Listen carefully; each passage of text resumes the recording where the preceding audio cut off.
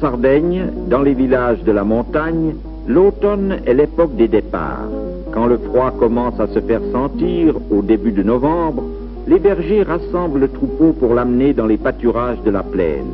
Ils y restent tout l'hiver, en restant absents de leur maison pendant plusieurs mois.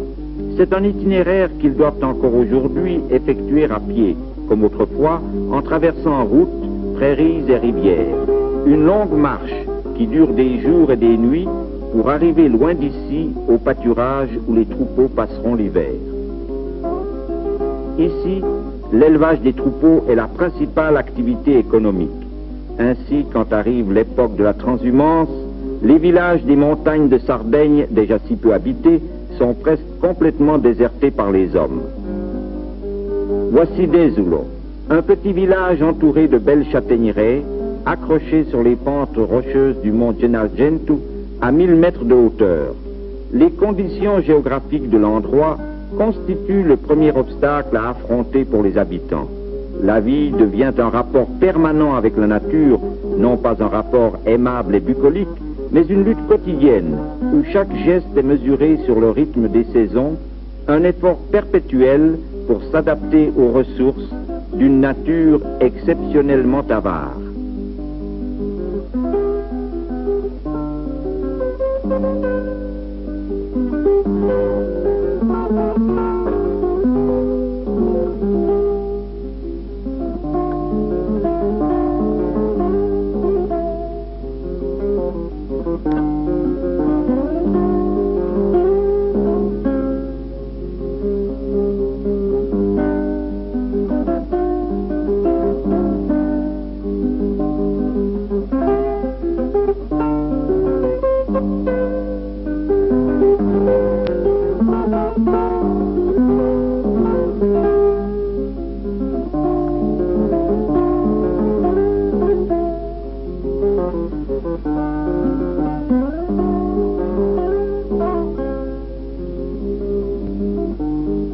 Dans cette région limitée de la Sardaigne, appelée Barbagia de Belvi, les bois touffus de châtaigniers ont toujours constitué la principale ressource.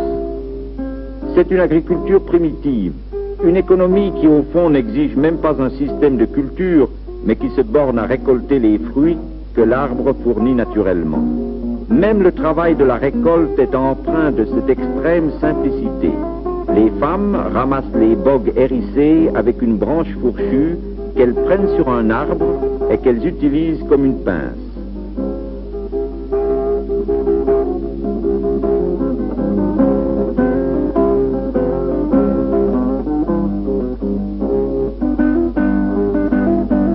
Dans cette économie pauvre, où les hommes sont presque tous des bergers, ce sont les femmes qui s'occupent des travaux de la campagne, en assurant ainsi la subsistance quotidienne. Après avoir réuni les bogues en tas, les femmes font gicler les châtaignes hors de leur enveloppe hérissée au moyen d'un caillou tranchant et pointu, véritable hache préhistorique. Mais ici, chaque geste, chaque outil découle d'une expérience séculaire.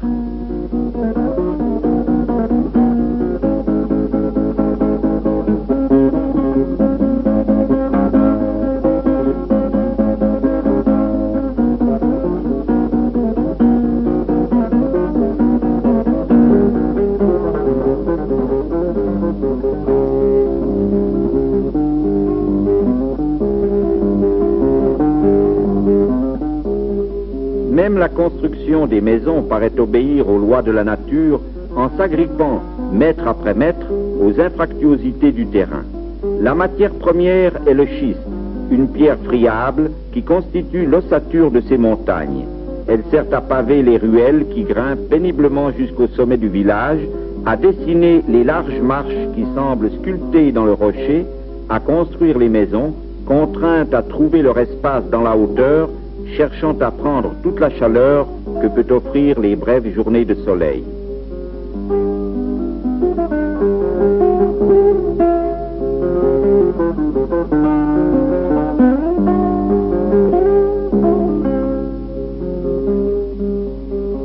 La présence du costume traditionnel, avec la vivacité de ses couleurs, marque encore davantage l'immobilité de ce paysage. même si certaines femmes ne le revêtent plus. Il y a quelques années encore, toutes le portaient, même les fillettes qui donnaient une note joyeuse aux ruelles du village avec leur caractéristique coiffe rouge, si chère aux touristes.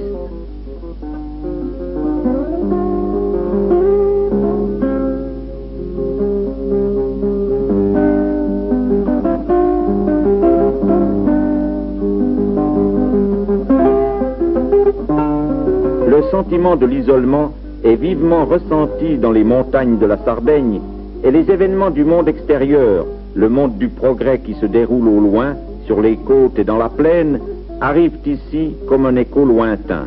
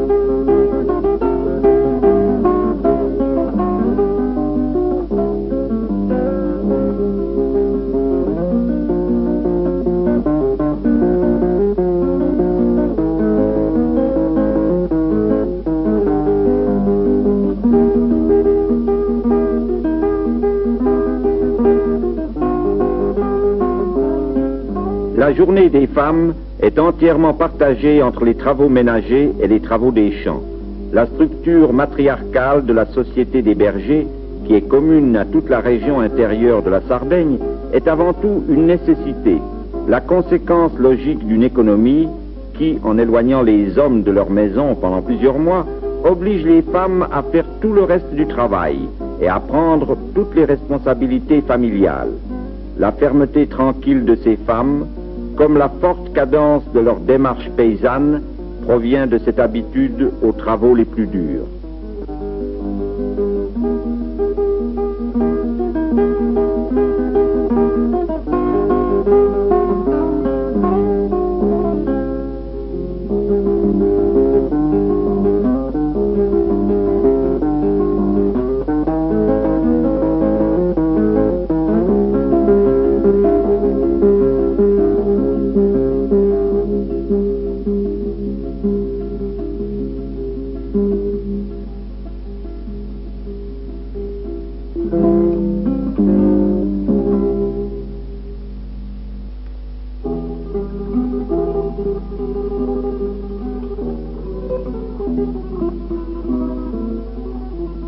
Les châtaignes récoltées sont conservées dans des trous creusés dans la terre qui les conservera fraîches pendant tout l'hiver.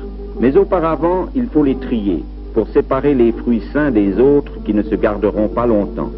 Cette attention scrupuleuse à tout ce que donne la nature est ici étroitement liée à l'économie de survivance.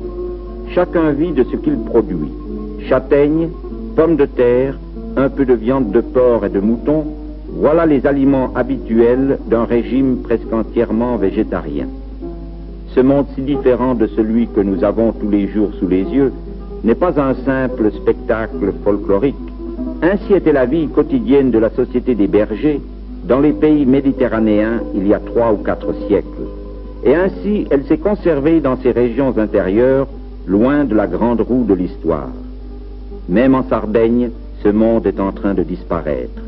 Étudier ce monde signifie non seulement enquêter sur les règles essentielles qui en gouvernent l'existence, mais encore s'arrêter une dernière fois sur ces images antiques qui possèdent tout le charme statique dans cette atmosphère immobile où leur vie semble se déployer. Sur ces montagnes, l'hiver arrive subitement. Le passage des belles journées d'automne à la saison froide est rapide. On le reconnaît dans les signes de la nature. Les arbres perdent brusquement les feuilles et derrière la splendeur de ce soleil de novembre, le ciel prépare ses nuages le long des hautes cimes. Sous peu, il y aura une journée plus froide que les autres. La neige tombera subitement et l'hiver commencera. L'hiver aux longues nuits, aux minces tranches de soleil volées aux grandes ombres de la montagne. Dans le village, le temps s'écoule toujours plus lentement, comme pour s'harmoniser aux longues cadences de ce monde qui nous paraît si reculé, si loin de nous. Mais on peut dire qu'il est à peine derrière nos épaules, nous venons de lui tourner le dos.